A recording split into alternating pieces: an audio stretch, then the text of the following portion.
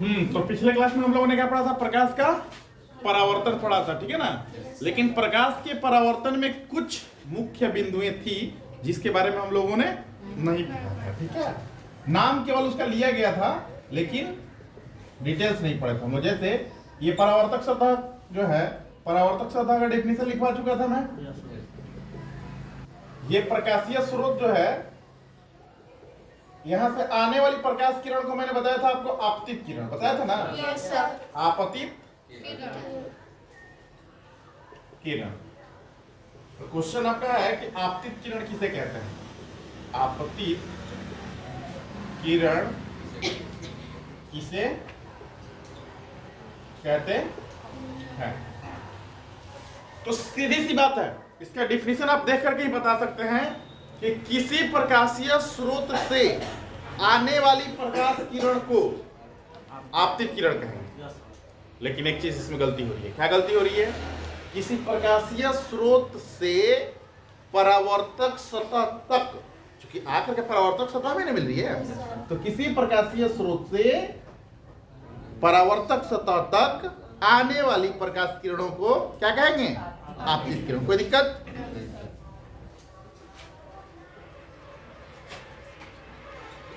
किसी प्रकाशीय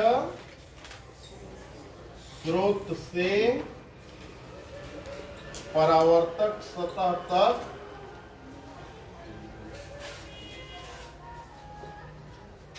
आने वाली प्रकाश किरणों को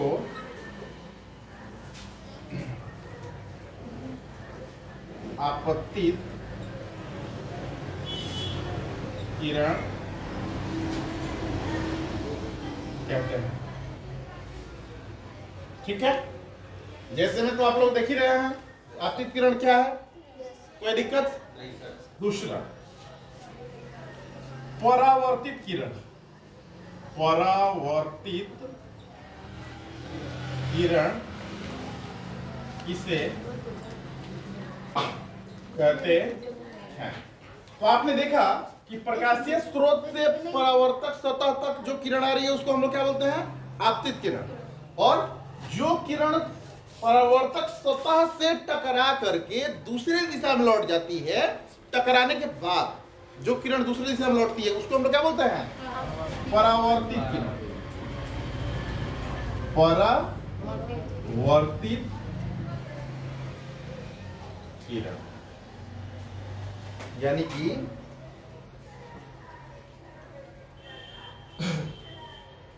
प्रकाश किरण परावर्तन के बाद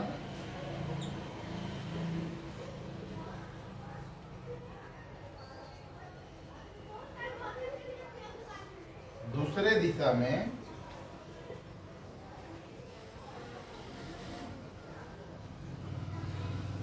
लौट जाती है।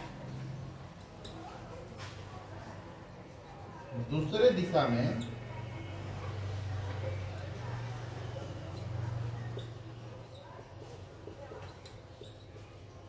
लौटने वाली प्रकाश किरणें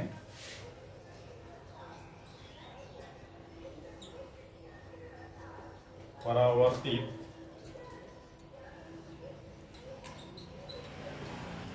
किरण कहलाती है।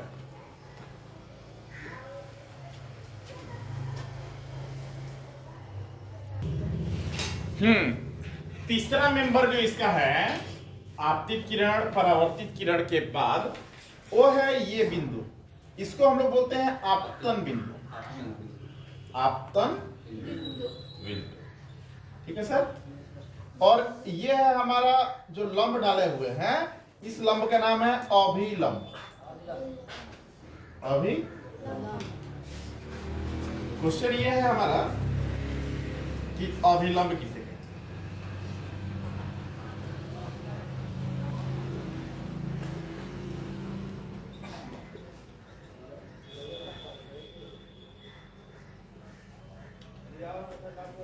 आपतित किरण तथा परावर्तित किरण के बीच डाले गए काल्पनिक लंब को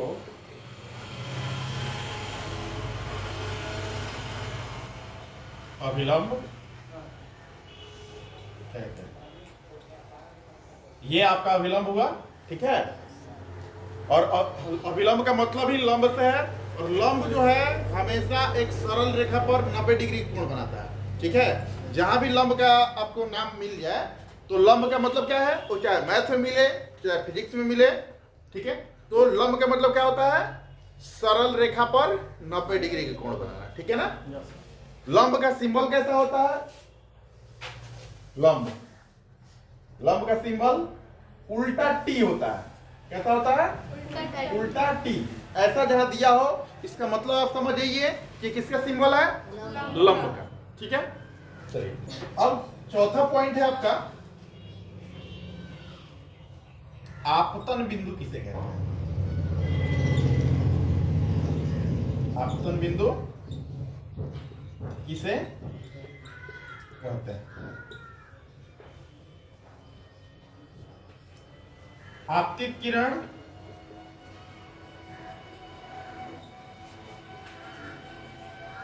परावर्तित किरण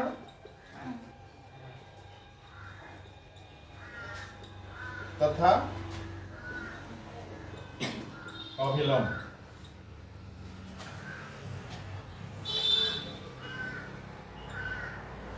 जिस बिंदु पर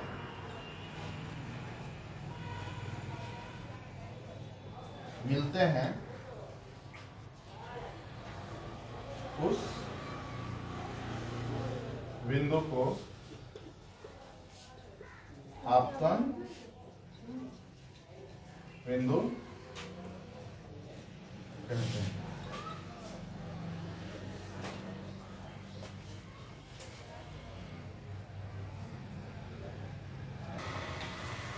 अब देखिए एक और क्वेश्चन आता है आपका, ठीक है। लघु उत्तरीय भी हो सकता है, दीर्घ उत्तरीय भी हो सकता है, ठीक है।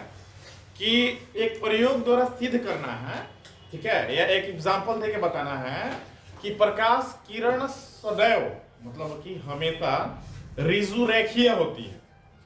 एक ये हो गया। इसी क्वेश्चन का एक और तरीका हो सकता है कि प्रकाश किरण हमेशा एक सीधी सरल रेखा में गमन करती है। ऋजु का मतलब ही होता है स्ट्रेट लाइन, सीधी रेखा, ठीक है। क्वेश्चन क्या है आपका, एक प्रयोग द्वारा दर्शाएं कि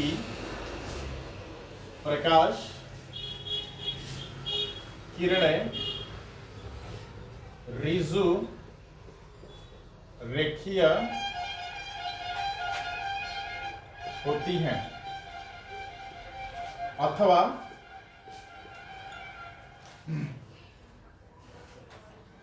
प्रकाश किरणें सदैव सरल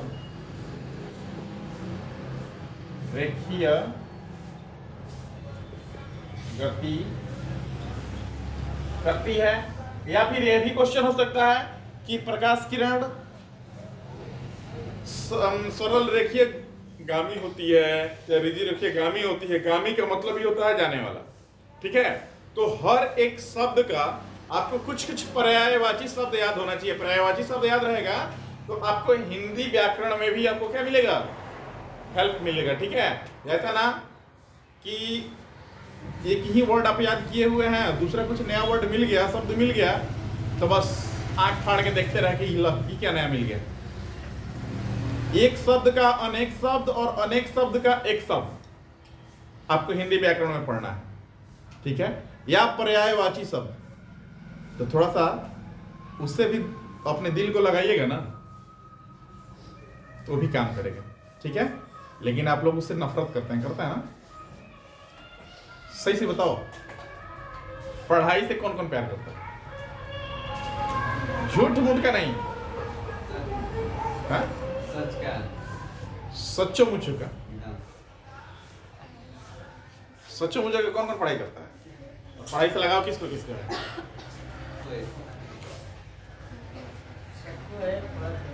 थोड़ा थोड़ा। तो आप लोग अपने दिल पे हाथ रख करके एक बार ये कसम खा लो कि मुझे आज से, तो हमने पढ़ाई से लगाव किया नहीं था, लेकिन आज से करेंगे। डॉक्टर आके ऑपरेशन करके बताएंगे तुम्हारा दिल कहाँ है?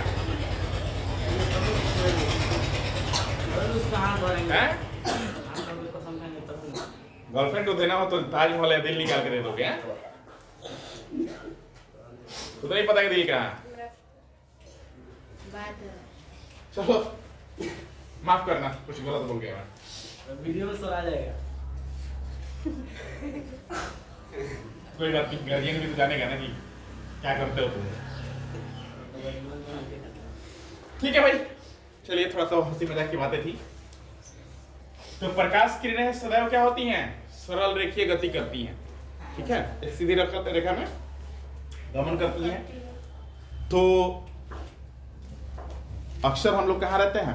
एक छोटे से गांव में रहते हैं ना, जहाँ सुविधाओं की अपार कमी होती है। सुविधा समझते हैं ना? जल्दी कोई चीज नहीं मिले। राजस्थान में थोड़ा रहती हो, पानी नहीं मिलता तुमको?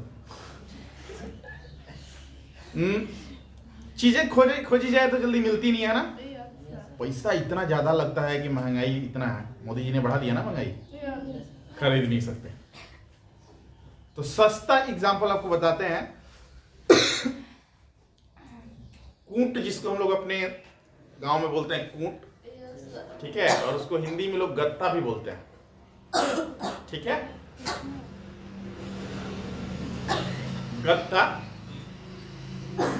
गत्ता को ले लीजिएगा और लेकर के एक बराबर टुकड़ा में काट दीजिएगा, ठीक है?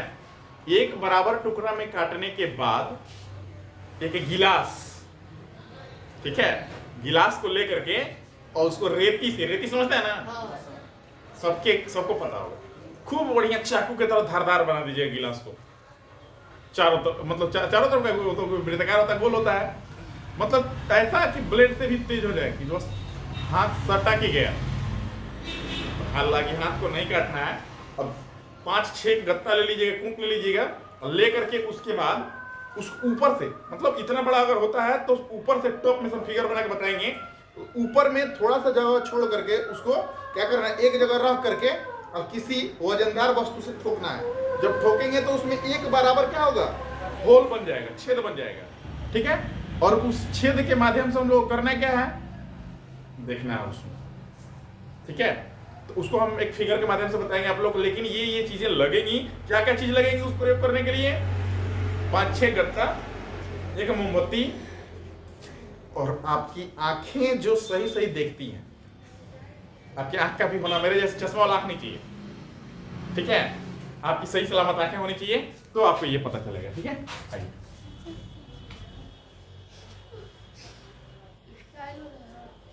प्रयोग कौन सी सामग्री?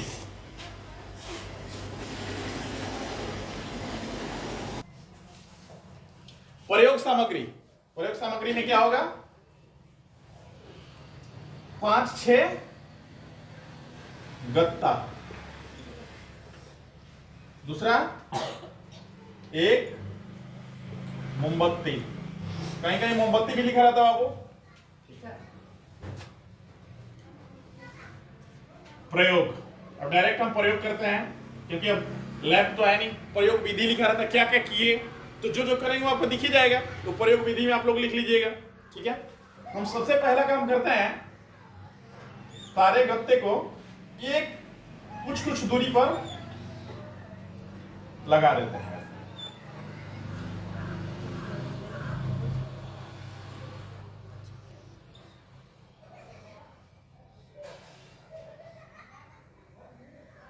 एक सवाल अब आप लोग के सामने होगा, आप लोग मेरे से कर सकते हो कि सर जी पहले वाला जो गत्ता है वो क्या है? पहले वाला गत्ता चौड़ा दिख रहा है, बाकी गत्ता छोटा होता चला गया। तो जितनी वस्तुएं आपके नजदीक रहेंगी उतनी बड़ी दिखाई देती हैं, और जितने दूर जाएंगी उतनी क्या होंगी, छोटी होती चली जाएंगी, इसलिए ऐसे दिख रहा है। ठीक है, अब क्या किया मैंने कि मैंने बताया कि ऊपर से थोड़ा सा जगह छोड़ करके क्या करेंगे, होल कर देंगे।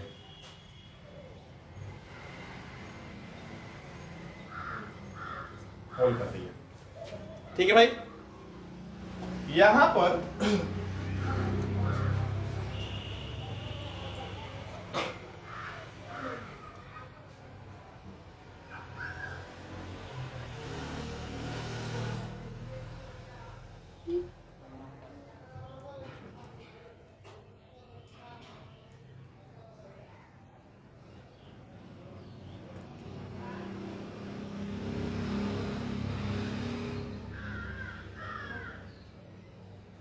इसका तो नाम आप लोग जानते ही होंगे, मोमबत्ती कैंडल।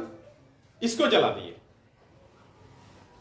इसको जला दिए। ठीक है, तो जब इसको जला दिए और यहां से हम अपने चक्षु, चक्षु बोले तो आंख, नेत्र, आई दूसरे किसी किसी स्टेट में आई का मतलब दूसरा कुछ होता है। ठीक है, तो क्या करते हैं, इसको यहां रख देते हैं।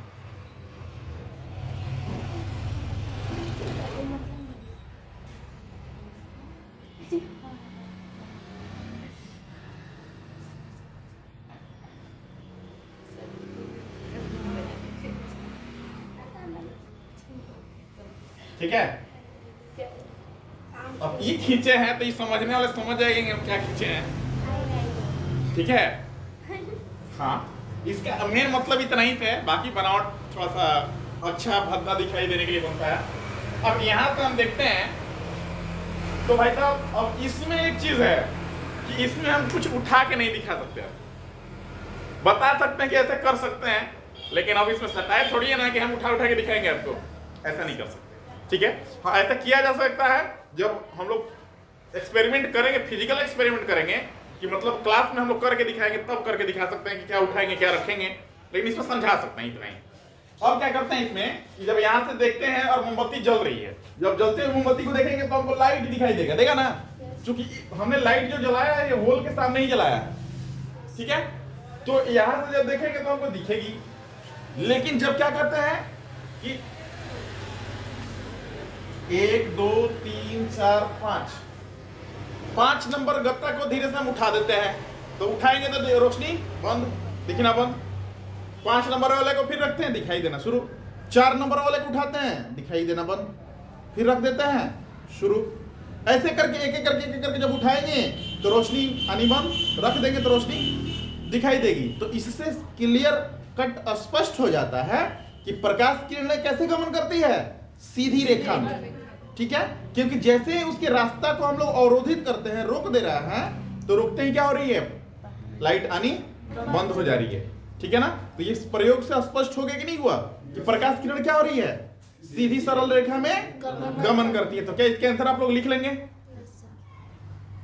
ठीक है, तो आप लोग लिख के दिखाएंगे, छोड़ो लिख लेते हैं।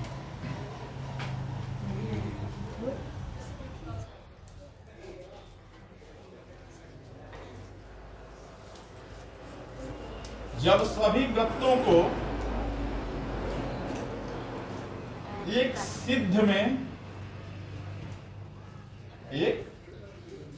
में समान लंबाई के, समान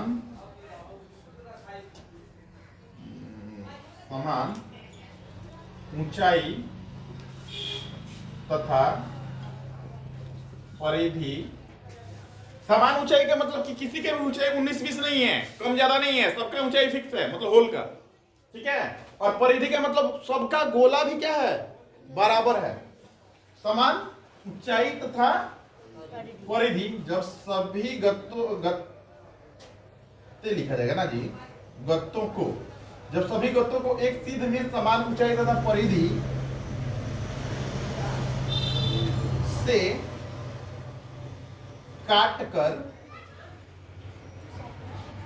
चित्रानुसार, चित्रानुसार का मतलब चित्र में जैसे लगाया गया है, चित्रानुसार सजाकर अंतिम गत्ता, अंतिम गत्ता के आगे एक जलती हुई मोमबत्ती को रख कर देखा। भैया मैं लड़का हूं इसलिए बोल रहा हूं कि देखा, लेकिन लड़की होगी तो लिख दीजिएगा देखी, नहीं तो लड़की होकर के लिखेगा देखा तो चेक करने वाला समझ जाएगा कि जरूर यहाँ कोई ना कोई बाल में काला है, छापा गया है, इसलिए ऐसा नहीं कीजिएगा। आप लोग देख लीजिएगा आप लोग क्या लगाती हो, खा कि खी, ठीक है। तो देखा मोमबत्ती की रोशनी स्पष्ट दिखाई दी, परंतु जैसे ही गत्ता को ऊपर नीचे करना शुरू किया, जैसे ही गत्ते को क्रम से उठाना शुरू किया, रोशनी बंद होती चली गई। पुनः वापस रखने पर रोशनी दिखने लगी। इससे स्पष्ट होता है कि प्रकाश किरण ऋजु रेखीय गामी होती है।